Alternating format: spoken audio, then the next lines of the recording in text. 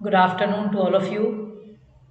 Continuing with the very special, informative, and important sessions of Practical Booster from DSE team. Today we have a very important topic we will discuss. First, we will finish the basic radicals. Previous class we have done group 5.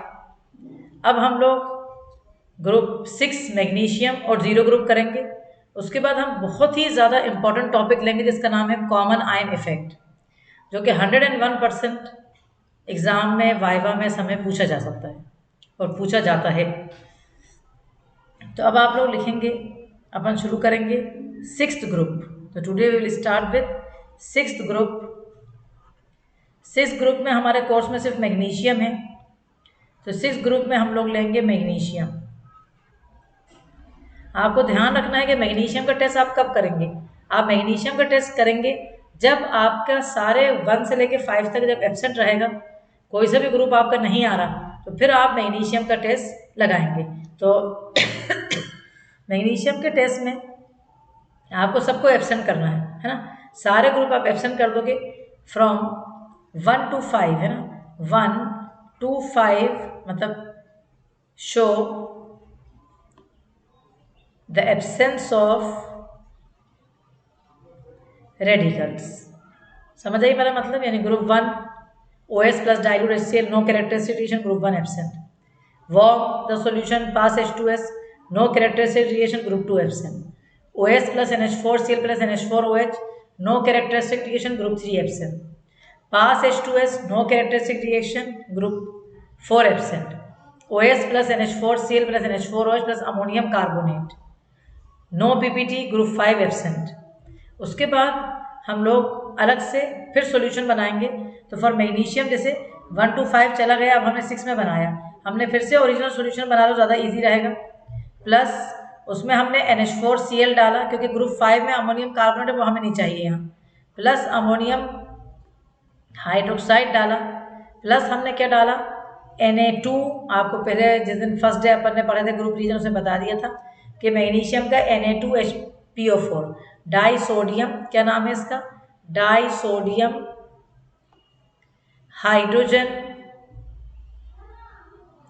Phosphate, है ना। इस PPT का नाम है die sodium hydrogen phosphate. किस colour की PPT आएगी, white colour की पीपीटी आ जाएगी। आपको ये मैंने पूरा लिखवाया था और समझा भी दिया था, आपको अगर याद हो कि आपको ये चीज़ मैंने बताई थी कि वाइट पीपीटी क्या की होगी, magnesium ammonium phosphate. Have you remember.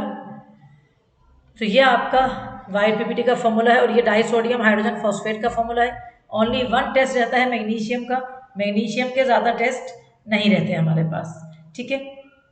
तो ये आपका मैग्नीशियम का हो गया, इतना ही काफ़ी है बस मैग्नीशियम के लिए। रिएक्शन ऑलरेडी हो ही चुका है, ये पीपीटी का फॉर्मूला आ गया है। अब हम आ रहे हैं लास्ट में। लास्ट हमारा बहुत इंपॉर्टेंट है, वो भी उसका नाम है जीरो ग्रुप, क्योंकि उसके अंदर जो ग्रुप रिएजन कोई सच नहीं है जो कि पीपीटी देता है ना।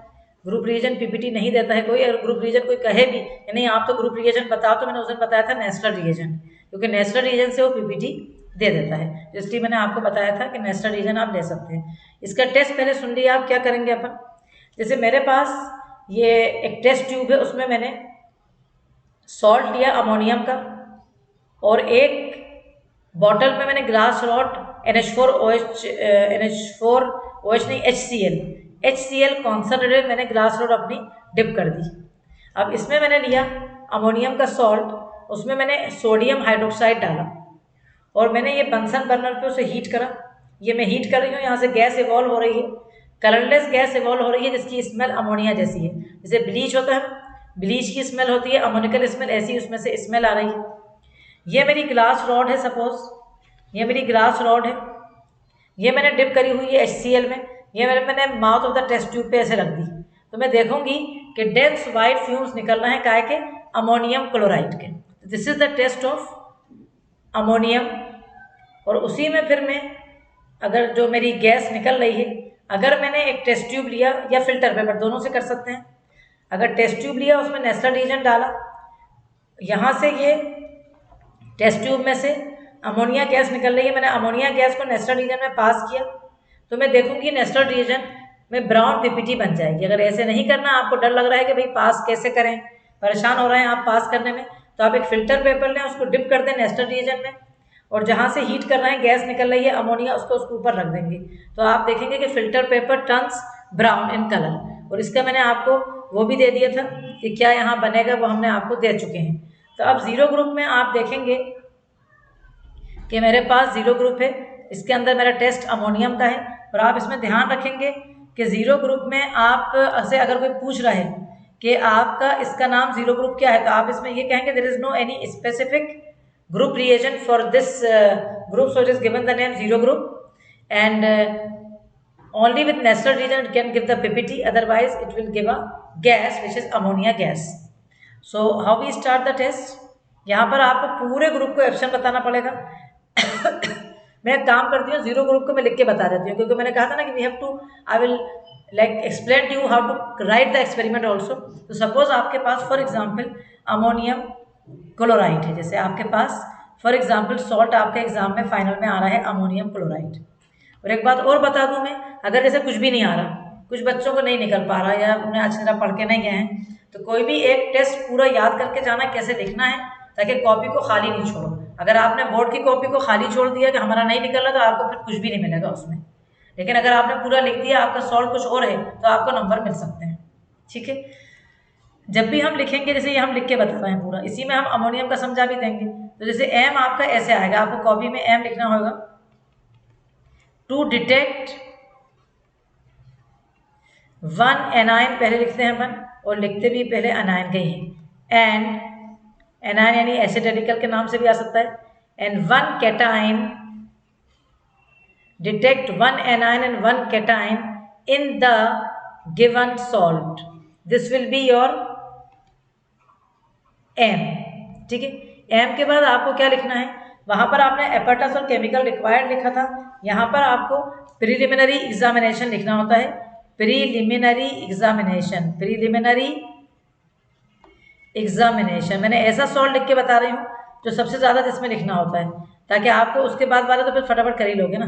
तो प्रीलिमिनरी एग्जामिनेशन में क्या होता है, सबसे पहले हम देखते हैं कि कलर क्या है। जैसे प्रीलिमिनरी एग्जामिनेशन में आप 4 जैसे ले लें, 3 ले लें कलर। नॉर्मली अमोनियम क्लोराइड जो सॉल्ट होते हैं वो वाइट इन कलर होते हैं, तो वाइट हो गए। सेकेंड आप देखेंगे उसमें ऑर्डर। अब ज़्यादातर ऑर्डर जो है नहीं होती, वो पंजन स्मेल भी आप कह सकते हैं। अब इसमें जैसे ज़रा सी अमोनिकल स्मेल आती है, तो आप कह सकते हो या फिर पंजन स्मेल ही लिख लो। पंजन स्मेल एक जनरल चीज़ है जो हर सॉल्ट में आती है, तो उसमें ज़्यादा बेहतर रहेगा। उसके बाद आपका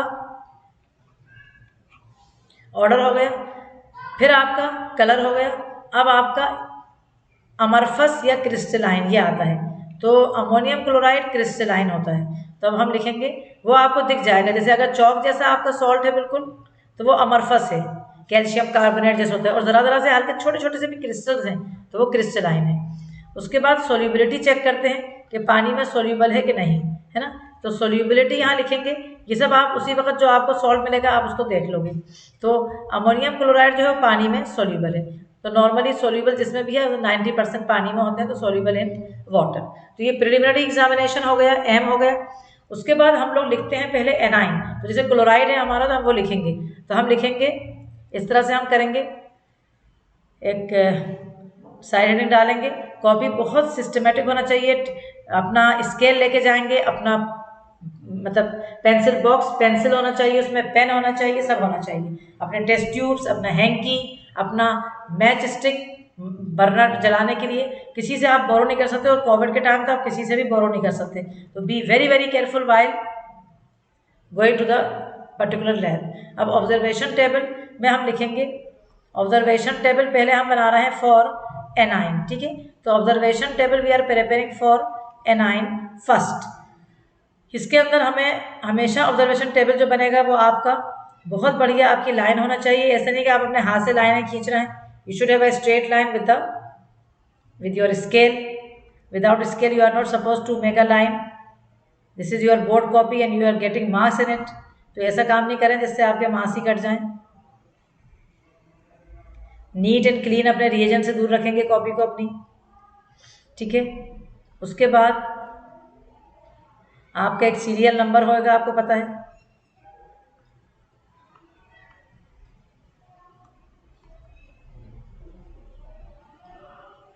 ठीक है, फिर आपका एक्सपेरिमेंट का एक कॉलम होगा, फिर आपका ऑब्जर्वेशन का एक कॉलम होगा, और फिर आखिरी कॉलम इन्फेरेंस होगा। ठीक है, अब यहाँ पर आपका सीरियल नंबर होगा, पहले हमेशा एनायन का टेबल बनेगा। यहाँ आपका एक्सपेरिमेंट होगा, दिस इज योर एक्सपेरिमेंट। यहाँ आपका ऑब्जर्वेशन होगा, जो भी आपने एक्सपेरिमेंट करा है उसका ऑब्जर्वेशन क्या है, और यहाँ आखिर में आपका इन्फेरेंस होगा। ठीक है, इस तरह से आपका टेबल बनेगा एनाइन का भी और कैटाइन का भी। This is the required number of column जो उसमें रहेंगे।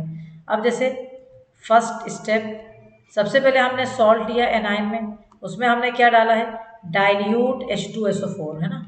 तो अगर मेरा क्लोराइड है तो मैं जानती हूँ और आप सब जानते हैं कि chloride belongs to concentrated group, तो हम यहाँ लिखेंगे नो कैरेक्टरिस्टिक रिएक्शन, मतलब जो कैरेक्टरिस्टिक रिएक्शन था किसका रिएक्शन था, वो क्लोराइड का, वो नहीं मिला, तो हम कहेंगे CO3 - 2 S - 2 SO3 - 2 NO2 negative are absent. अगर ऐसे ही लिखना तो आप यूँ भी लिख सकते हो, dilute acid radicals are absent. ठीक है, उसके बाद सेकेंड स्टेप पे आप आओगे, सॉल्ट में आप कॉन्सनट्रेटेड H2SO4 डालोगे, ये वाला टेस्ट ट्यूब को धो लोगे, फिर दूसरा टेस्ट ट्यूब ड्राई हो तो वो ले लोगे, उसमें कंसनट्रेटेड H2SO4 डालोगे।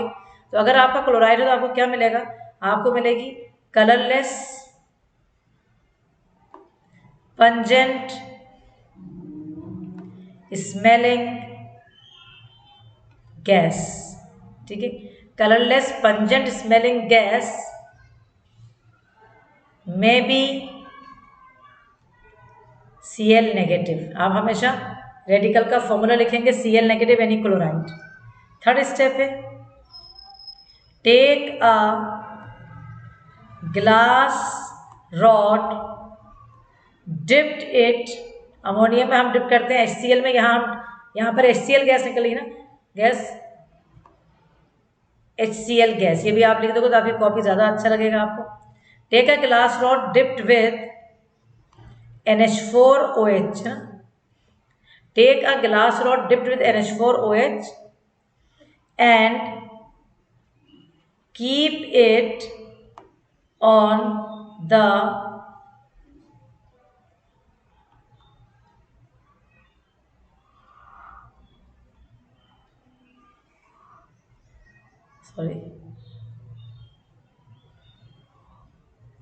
keep it on the mouth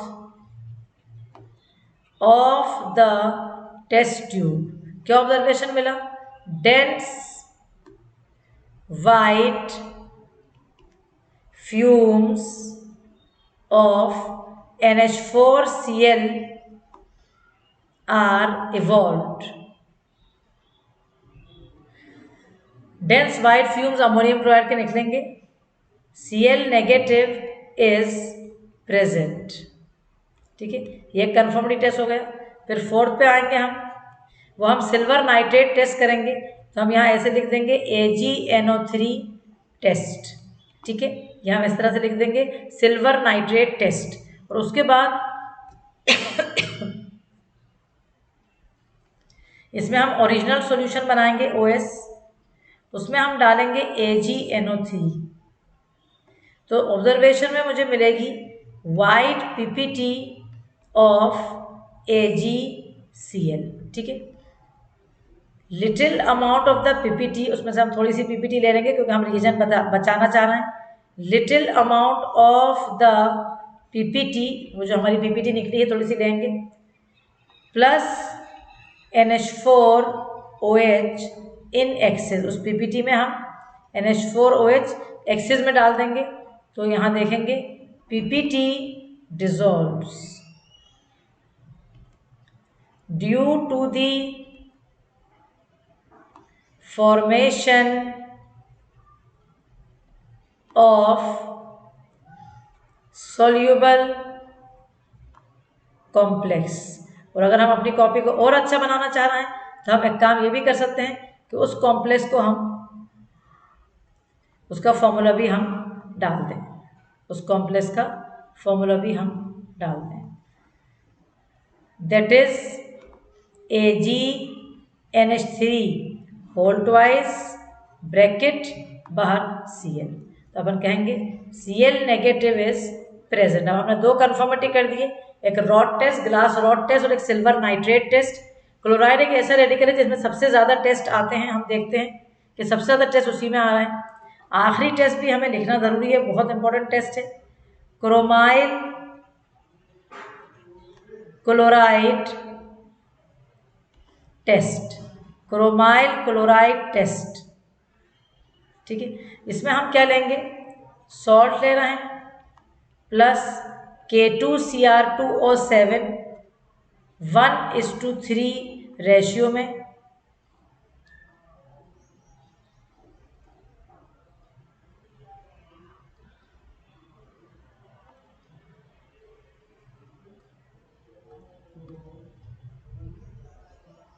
ठीक है, plus concentrated H2SO4 from the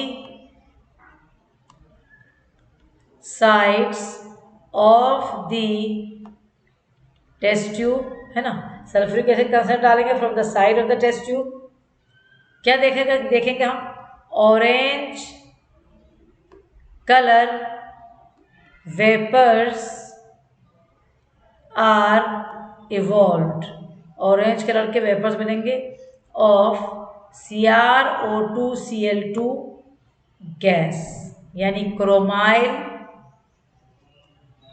chloride gas. ठीक है, फिर हम इन ऑरेंज फ्यूम्स को काय में पास करेंगे, in a test tube having NaOH solution. Pass the orange fumes in a TT यानी test tube having NaOH solution, having NaOH solution, it turns yellow due to the formation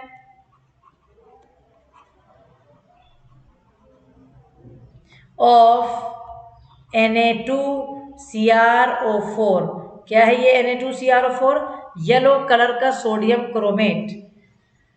last step chromyl chloride test का जो हमें लिखना है अपनी copy में,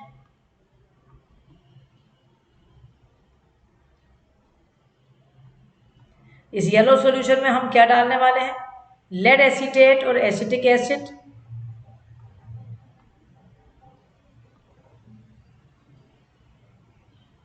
है ना। तो अब लिखेंगे to the above yellow solution add lead acetate and acetic acid, yellow PPT of lead chromate is obtained, Cl negative is present. इस तरह से ये सारा हो गया। बस फिर हम लोग टेबल को बंद कर देंगे। ये हमारा ऑब्जर्वेशन टेबल है फॉर एनाइन। समझ गए आप लोग, ये आपका एनाइन का टेबल हो गया, प्रिलिमिनरी एग्जामिनेशन हो गया, आपका एम हो गया। अब आपको अमोनियम है बेसिक रेडिकल, और वो मुझे पूरा बताना भी था कैसे लिखना है, तो मैंने इसी तरह से लिख दिया कि आपका ये वाला पार्ट भी हो जाएगा, how to write the practical. अब हम लोग नेक्स्ट सेशन डालेंगे ऑब्जर्वेशन टेबल फॉर कैटाइन।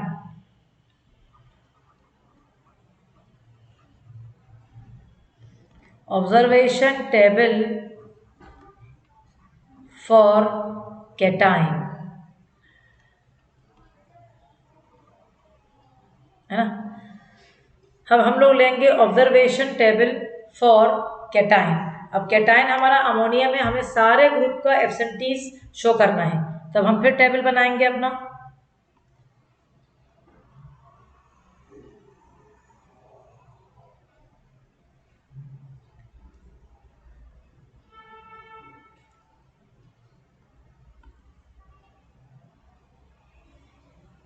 ये आपका टेबल बन रहा है यहां पर। एज यूजुअल सीरियल नंबर रहेगा,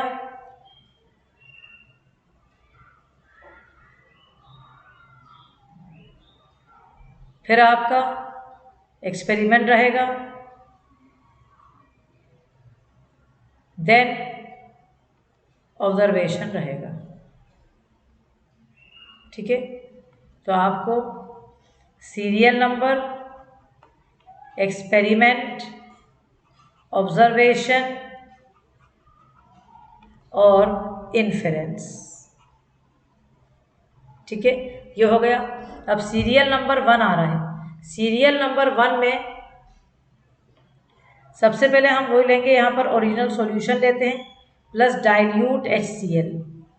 जीरो ग्रुप में सबको आपको बताना है, एग्जाम में आप CR नहीं लिखेंगे, पूरा कैरेक्टरिस्टिक रिएक्शन लिखेंगे। Pb+2 of group 1 is absent. मैं सिर्फ सिस्टमेटिक वे बता रही हूँ कैसे लिखना है पूरा। सेकेंड, वार्म, अगर अमोनियम आया है सबसे आखिरी वाला, सबको एब्सेंट बताना है। फिफ्थ ग्रुप आ रहा है तो 4 तक एब्सेंट बताना है। मैग्नीशियम आ रहा है तो 5 तक एब्सेंट बताना है। जो नहीं बताएगा ऐसे उसके नंबर कट जाएंगे पूरे। Warm the solution and pass H2S gas. No characteristic reaction, Pb+2 and Cu+2 of group 2 are absent। Third step, OH original solution फिर से बनाएंगे, मैंने बताया था थर्ड स्टेप में तो इजी रहेगा। Plus NH4Cl plus NH4OH, no characteristic reaction, Fe+2 Fe+3 Al+3 of group 3 are absent। Fourth, pass H2S gas, no characteristic reaction, Mn+2 Zn+2 Ni+2 CO+2 of group 4 are absent। Group 4 तक नहीं आ रहा है तो फिर हम 5 में क्या करते हैं, हम फिर से OS बनाएंगे। उसमें हम डालेंगे NH4Cl प्लस हम डालेंगे NH4OH प्लस हम डालेंगे ammonium carbonate NH4 whole twice CO3। अगर मेरी यहाँ भी मेरा कैरेक्टरिस्टिक रिएक्शन नहीं आएगा तो मैं कहूँगी no characteristic reaction, Ba+2 Sr+2 Ca+2 of group 5 are absent. 6 step पे मैं आ जाऊंगी, फिर से मुझे अलग करना है, 6 स्टेप को फिर से अलग करना है।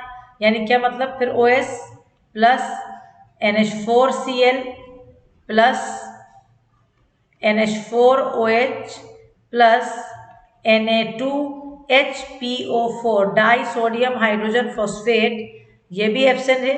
Mg+2 of group 6 is absent.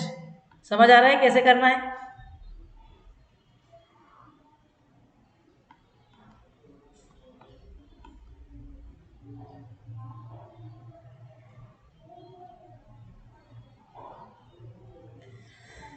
Okay, इसके बाद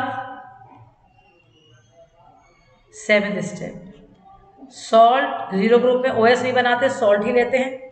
प्लस NaOH प्लस हीट। यहाँ से शुरू हुआ है असल आपका जो आज का मैंने समझाना था वो यहाँ से शुरू हुआ है ना। तो सॉल्ट में हमने NaOH डाला और हीट करा। Colourless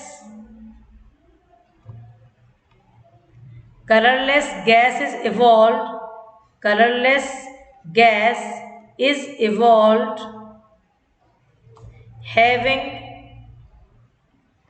ammoniacal smell, having ammoniacal smell, may be NH4 positive, है ना, अमोनियम हो सकता है। फिर take a glass rod, dipped it with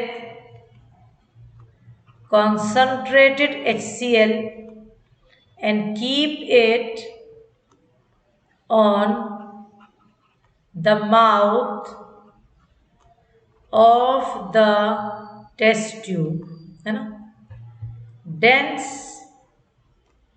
white fumes of NH4Cl are obtained, NH4 positive is present। आ रही बात समझ। उसके बाद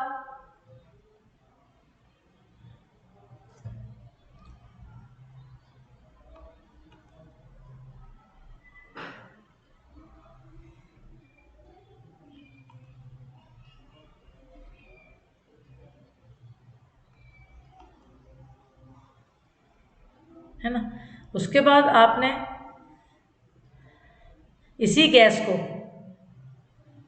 जो निकल रही है, या फिर ऐसे देखो, Nessler reagent test, Nessler reagent test में क्या करेंगे हम,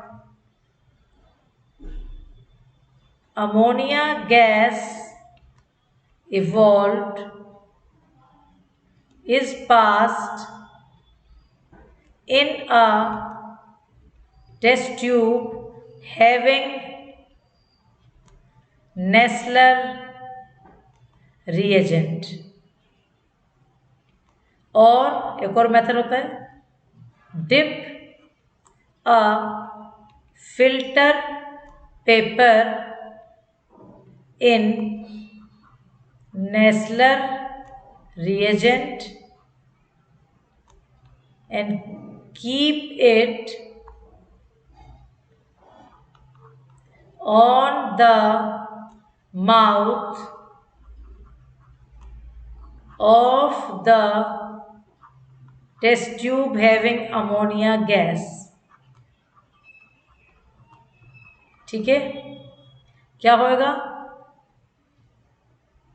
अगर आपने टेस्ट ट्यूब में डाला है तो ब्राउन पीपीटी आएगी, यहाँ पर फिल्टर पेपर, बात वही ना, filter paper turns brown, brown PPT of iodide of millions base, है ना, brown PPT of iodide of millions base, या फिल्टर पेपर हाँ ब्राउन कलर का हो जाएगा। तो इससे समझ में आ जाएगा कि हमारा पास अमोनिया है। हम लिख देंगे यहाँ NH4 पॉजिटिव इज प्रेजेंट। आपका 3 आवर्स होएगा। उस दिन मैंने आपको टाइट्रेशन एग्जैक्ट बताया था कि बोर्ड की कॉपी में कैसे लिखना है। आज मैंने एक सॉल्ट लेके बता दिया है। आपका जो भी सॉल्ट आएगा आपको लिखने का मेथड पता हो गया तो फिर आपको कोई परेशानी नहीं आएगी कि आपको कैसे लिखना है उसे। अब ये आपका पूरा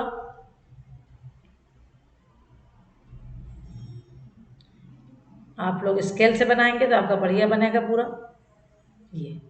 ये आपका पूरा बेसिक रेडिकल का टेबल हो गया, ये आपका एसिड रेडिकल का टेबल हो गया, ये प्रिलिमिनरी एग्जामिनेशन हो गया, ये आपका एम हो गया। इसके बाद इस तरह से जीरो ग्रुप का अमोनियम का भी पूरे टेस्ट आपके दिमाग में आ गए हैं, समझ गए आप। अब आपको लास्ट में लिखना होता है, आपको केमिकल इक्वेशन लिखना होते हैं। वो ये ध्यान रखेंगे, वो लिखेंगे ज़रूर, उनको छोड़ेंगे नहीं। तो इसके बाद आता है आपका केमिकल इक्वेशंस।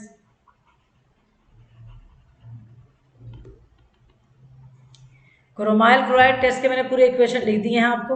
अगर आप चाहो तो मैं बता देती हूँ आपको। क्लोराइड के सारे टेस्ट आपके पास हैं। और इसीलिए टेस्ट के भी मार्क्स होते हैं, टेस्ट छोड़ेंगे नहीं कि टेस्ट छोड़ दिया तो फिर नंबर कटेंगे यकीनन, है ना, एक आध नंबर कट जाएगा। आप चाह रहे हैं पूरे नंबर लाना तो आप इक्वेशन प्लीज याद करेंगे। मैं यहाँ से रिवाइज करवाऊंगी, वहाँ लिखने में टाइम अपना जाएगा बिला वजह, इसलिए मैं अपन यहाँ पर इसे रिवाइज करवाएंगे। अच्छा, इसका टेस्ट लिखे नहीं है क्या? हाँ, इसके लिखे नहीं थे, ये सोच के कि आप लोग लिख लेंगे ना, किसी भी किताब में भी होते हैं।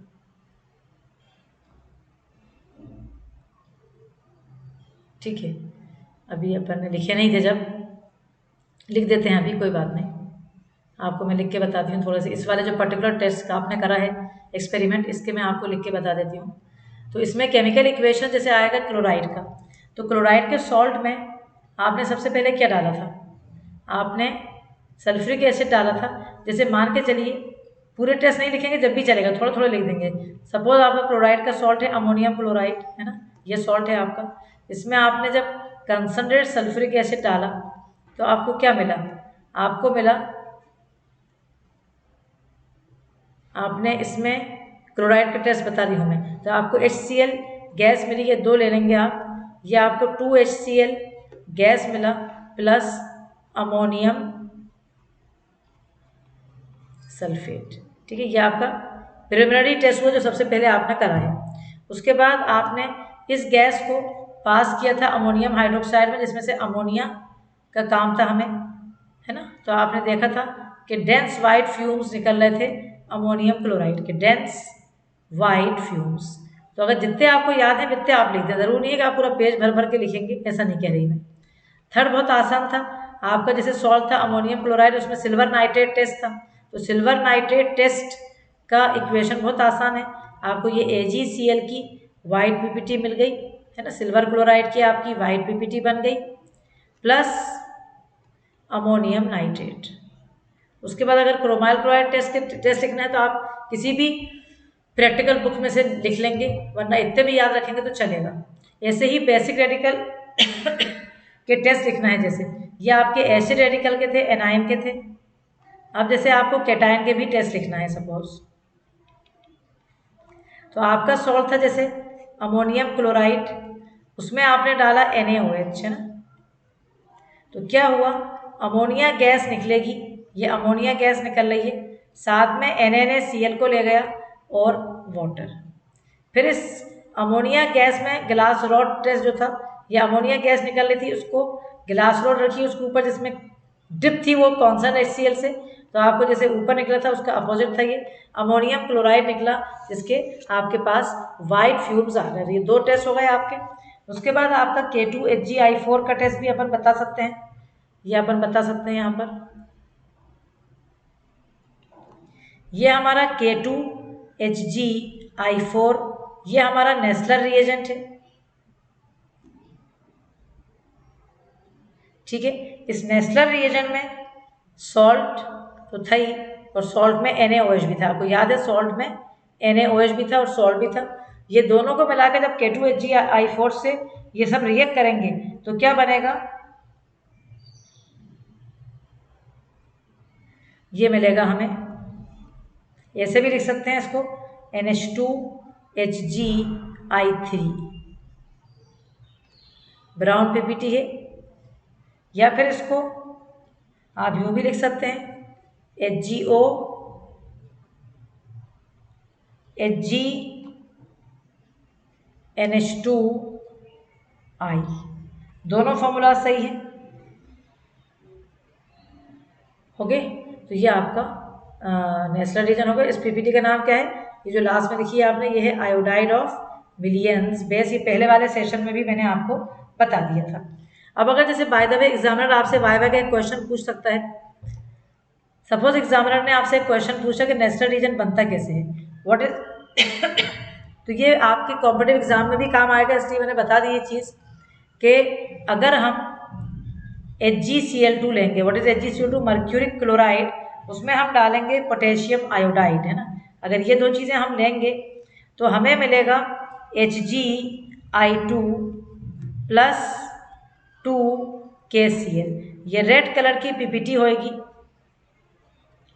ये जो रेड कलर की पीपीटी HgI2 की बनी है, इसमें आप एक्सेस ऑफ पोटेशियम आयोडाइड और डाल दोगे तो आपको मिलेगा K2HgI4। ये आपका नेचुरल रिएजेंट है, ये कॉम्प्लेक्स है। इसका फॉर्मूला अगर कोई पूछता है तो हमें पता होना चाहिए, वही नाम potassium tetra आयोडाइडो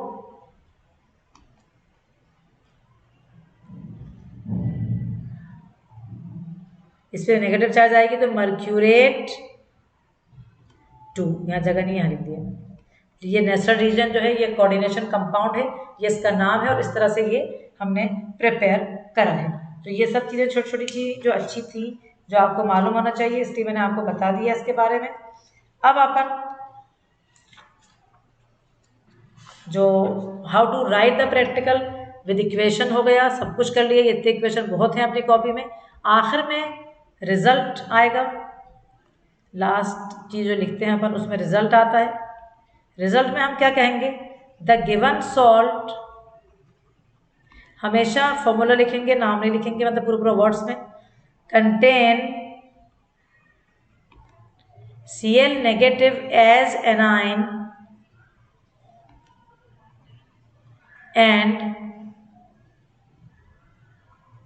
NH4 positive as cation.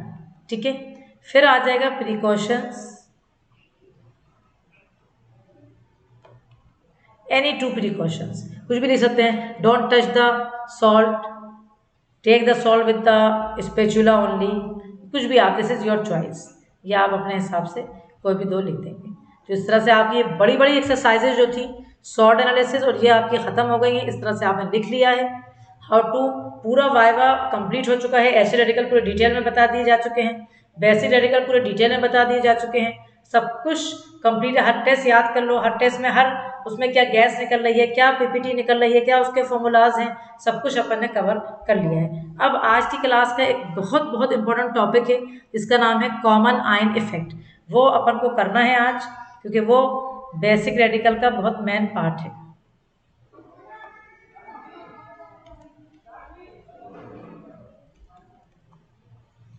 Basic radical के लिए सोल्युबिलिटी प्रोडक्ट भी पता होना चाहिए। आयोनिक प्रोडक्ट पिछली क्लास में बताया था कि आयंस पानी में पड़े रहते हैं, लेकिन अगर उनका कॉन्सेंट्रेशन ज़्यादा हो जाता है तो आयोनिक प्रोडक्ट जो है वो सोल्युबिलिटी प्रोडक्ट को एक्सीड कर जाता है, तो पीपीटी बन जाती है। और अगर आयोनिक प्रोडक्ट केएसपी से कम होता है, यानी केएसपी ज़्यादा होती है, तो आयन सॉल्यूशन में पड़े रहते हैं, उनका पीपीटी नहीं बनता है। तो कॉमन आयन इफेक्ट की पहले डेफिनेशन रटी होना चाहिए हमें, बहुत इंपॉर्टेंट है उसकी डेफिनेशन पहले।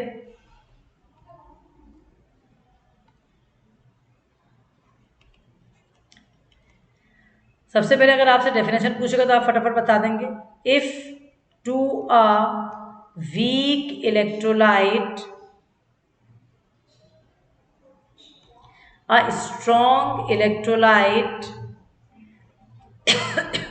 a strong electrolyte is added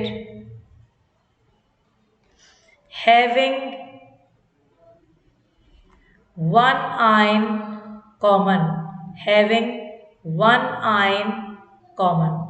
then the ionization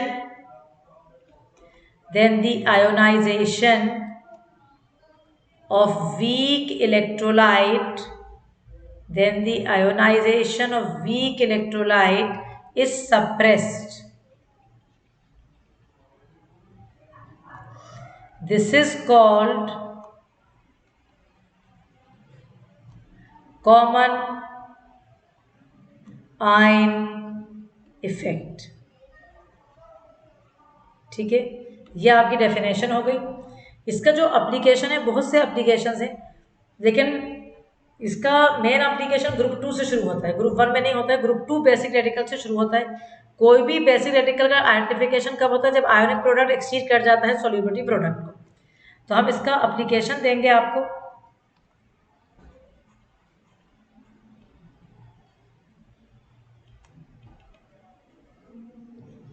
in group 2 basic radicals, कहाँ में हम दे रहे हैं, इन group 2 basic radicals.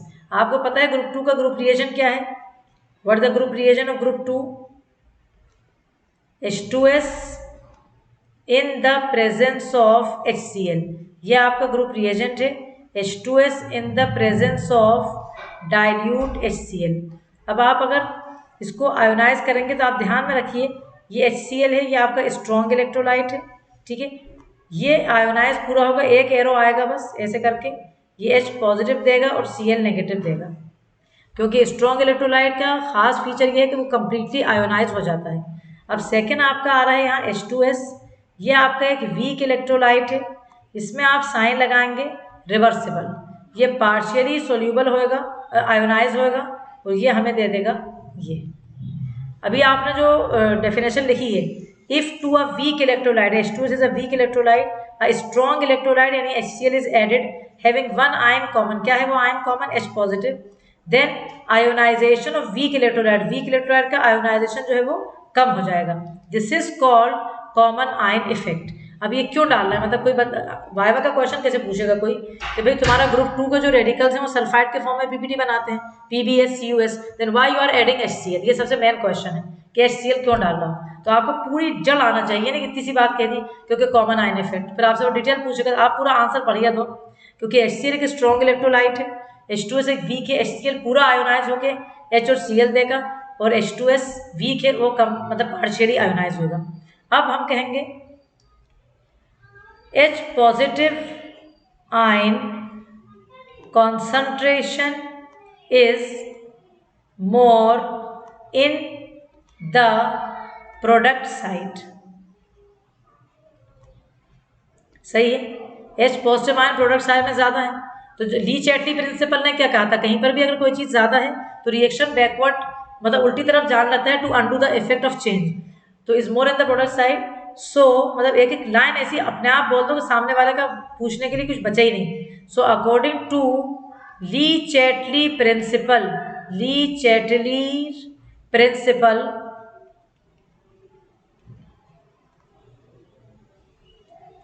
reaction will move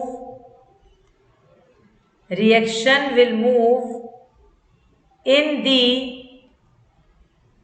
backward direction, reaction will move in the backward direction, ठीक है। तो H पॉजिटिव आयन का कॉन्सेंट्रेशन ज्यादा होगा प्रोडक्ट साइड पे, इसलिए रिएक्शन ली चैटली प्रिंसिपल ने कहा है, मैंने नहीं कहा है, ये साइंटिस्ट ली चैटली ने कहा है, केमिकल इक्विलिब्रियम में लास्ट ईयर पढ़ा था अपन ने। So according to Le Chatelier principle reaction will move in the backward direction, backward direction में जब रिएक्शन जाएगा तो होएगा क्या? So ionization of H2S decreases. अब ये बात फिर एग्जाम पूछेगा उससे पहले खुद बोल दो, जैसे कि आपका जो ग्रुप का रेडिकल्स है वो तो पीपीटी सल्फाइड के फॉर्म में दे रहा है, फिर आप सल्फाइड का कॉन्सेंट्रेशन कम क्यों कर रहे हो? आप HCl डालने से तो कॉमन आयन इफेक्ट की वजह से प्रोडक्ट ज्यादा होगा, तो ली चैटली के अकॉर्डिंग रिएक्शन बैकवर्ड में जा रहा है, फॉरवर्ड में आयोनाइजेशन हो रहा है, बैकवर्ड में फॉर्मेशन हो रहा है।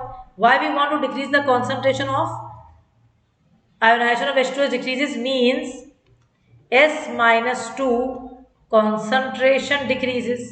तो ये बहुत अजीब बात है, क्योंकि आपकी तो पीपीटी सल्फाइड के फॉर्म में ही बन रही है। उसका रीजन ये है कि ग्रुप 2 का जो KSP है, solubility product is very very less as compare H2S, और कहाँ होता है? ग्रुप 4 में होता है, ग्रुप 4 में भी सल्फाइड होते हैं, तो अपन कहेंगे ग्रुप 2 का जो KSP है बहुत कम है, तो कम सल्फाइड के कॉन्सेंट्रेशन से पीपीटी बन जाएगी। अगर आप HCl नहीं डालोगे तो सल्फाइड का कॉन्सेंट्रेशन ज्यादा रहेगा, तो ग्रुप 4 के रेडिकल्स आके यहाँ पे रिस्ट्रेक्ट हो जाएंगे। अब बच्चा कहेगा मुझे तो सॉल्ट में ग्रुप 2 मिला है, ग्रुप 2 मिला है, बट उसकी हो सकता है कि कुछ ना कुछ इम्प्योरिटी ग्रुप 4 की भी हो उसमें, तो वो आगे पीपीटी बना देगा और आपको पता भी नहीं चलेगा कि आपको ग्रुप 2 है कि नहीं, समझे? तो ionization of H2 decrease means S-2 concentration decreases means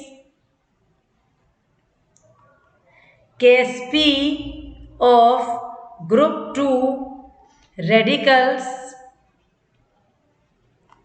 is very very less, so with less concentration of S-2 they give the PPT, less concentration के बावजूद भी वो पीपीटी दे देते हैं। If concentration of S-2 increases, then group 4 radicals get precipitated here। जो मैंने लाइनें लिखी हैं वो पूरी छाप देना, बोल देना, तो पूरे मार्क्स मिलेंगे। तो ये एप्लीकेशन था ग्रुप 2 में कि ग्रुप 2 में हमने HCl क्यों डाला है। आप अपने आप पूरा बोल दो कि ग्रुप 2 का रेडिकल का KSP कम है तो कम S-2 से पीपीटी दे देंगे, ज़्यादा हो जाएगा तो ग्रुप 4 आके लगेगा। और HCl डाला कॉमन आयन इफेक्ट की वजह से रिएक्शन बैकवर्ड में जा रहा है तो S-2 का कॉन्सेंट्रेशन कम हो रहा है। चलिए अपन ग्रुप 3 में इसको अप्लाई करें, कॉमन आयन इफेक्ट को ग्रुप 3 में अप्लाई करते हैं। अब ग्रुप 3 बहुत अच्छी तरह समझ में आ जाएगा क्योंकि ग्रुप 2 समझ गए हैं आप। ग्रुप 3 का आपको जानते हैं ग्रुप रिएजन क्या है, इसीलिए स्ट्रॉन्ग वाला हमेशा कॉपी में जब लिखते हैं तो पहले लिखते हैं क्योंकि वो आयोनाइज पूरा हो जाता है और वीक कम होता है। जैसे NH4Cl ये आपका स्ट्रॉन्ग इलेक्ट्रोलाइट है, ये कंप्लीटली आयोनाइज होकर आपको दे देगा NH4 positive plus Cl negative, ठीक है। NH4OH आपका वीक इलेक्ट्रोलाइट है, वो पार्शियली आयोनाइज होकर रिवर्सिबल साइन लगाना है, NH4 पॉजिटिव और OH नेगेटिव। ग्रुप 2 की KSP कम है ग्रुप 4 के मुकाबले में, है ना। ग्रुप 1 से तो ज़्यादा है लेकिन ग्रुप 4 के मुकाबले में कर रहे हैं सल्फाइड वाले, और जब ग्रुप 3 लेंगे तो ग्रुप 4, 5, 6 सब में NH4OH आता है तो वहाँ कंपेयर करेंगे।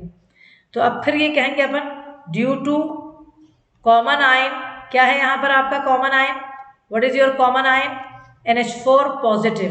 Due to common ion reaction RXN यानी reaction will move in backward direction BD। Backward direction किसने कहा, ये ली चैटली ने कहा है, तो इसका एविडेंस दे देंगे कि ली चैटली ने ये बात कही है। ली चैटली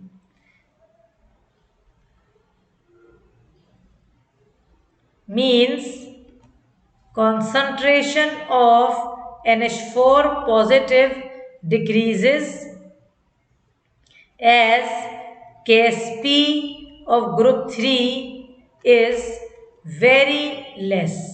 So with less concentration of NH4, एक मिनट, कॉन्सेंट्रेशन ऑफ अपन को जो जिससे मतलब है वो OH है ना, concentration of OH negative decreases as KSP of group 3 is very less, so with less concentration of OH negative. क्यों कहा मैंने OH नेगेटिव, क्योंकि ग्रुप 3 के रेडिकल्स PPT बनाते हैं हाइड्रोक्साइड के फॉर्म में। सो with less concentration of OH negative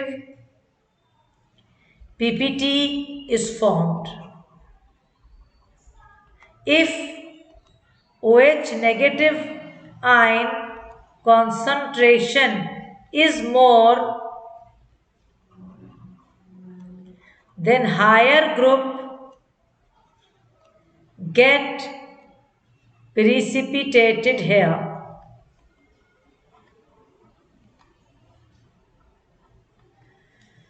I group 3 basic radical का सब समझ में आया, कितना इंपॉर्टेंट है ये। खुद सोचो ये सबसे मेन पार्ट है वाइवा का, बाकी पूरा वाइवा हो चुका था, बस ये बचा था। अब जैसे आप ग्रुप 4 बेसिक रेडिकल में भी इसको अप्लाई कर सकते हैं। अब हम लिख रहे हैं group 4 basic radicals.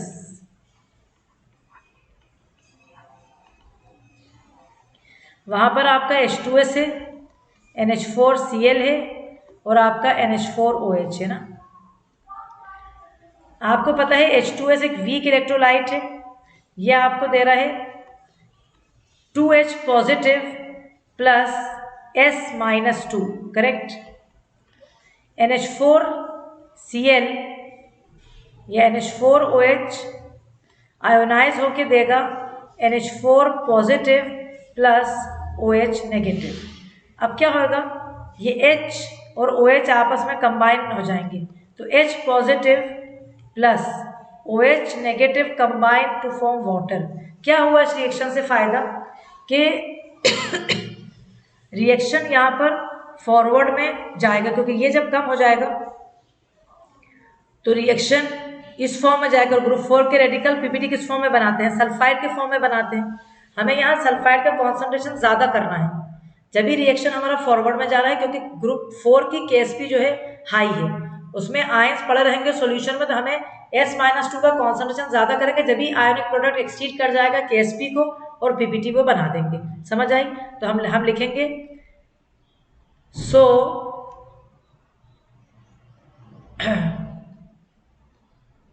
as the concentration of products decreases, so according to Le-Chately principle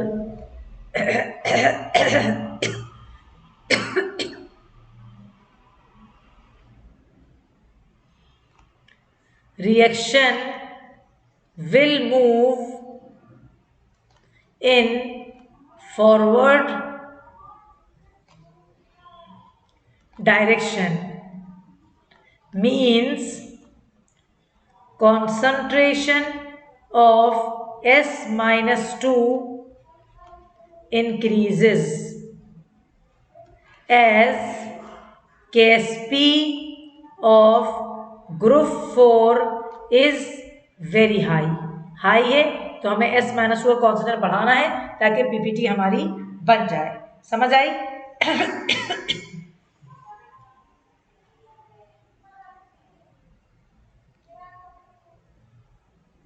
हो गया? अच्छा, एक चीज और अपन को देखना है, लास्ट ग्रुप 5 के बारे में जरा सा करना है, बस आखिरी चीज बची है अपना, हो गया पूरा। ग्रुप 5 के जो रेडिकल्स हैं they get precipitated in the form of carbonate.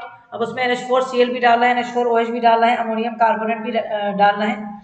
तो हम से पूछ सकता है कि अमोनियम क्लोराइड क्यों डाल रहा हूँ? आपका रेडिकल तो पीपीटी बना रहा है कार्बोनेट के फॉर्म में, तो हम कहेंगे excess of NH4Cl is added along with ammonium carbonate to decrease its ionization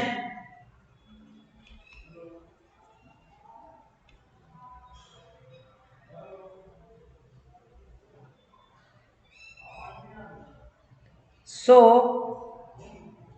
group 5 carbonates gets precipitated। मतलब यहां पर भी अपन कहेंगे कि केएसपी इनका कम है, तो कम कार्बोनेट में भी पीपीटी बना लेते हैं, इसीलिए करना है। जैसे ये अमोनियम कार्बोनेट है आपका, है ना, ये आपको देगा NH4 पॉजिटिव और CO3-2, ठीक है। फिर NH4Cl आपको देगा NH4 पॉजिटिव और Cl नेगेटिव, तो रिएक्शन बैकवर्ड में जाएगा, आयोनाइजेशन कम हो जाएगा अमोनियम कार्बोनेट का, तो कार्बोनेट का कॉन्सेंट्रेशन कम हो जाएगा, और कम कॉन्सेंट्रेशन में ही पीपीटी बनती है ग्रुप 5 की, क्योंकि उसका भी केएसपी कम होता है। तो आई होप कि ये सब आपको,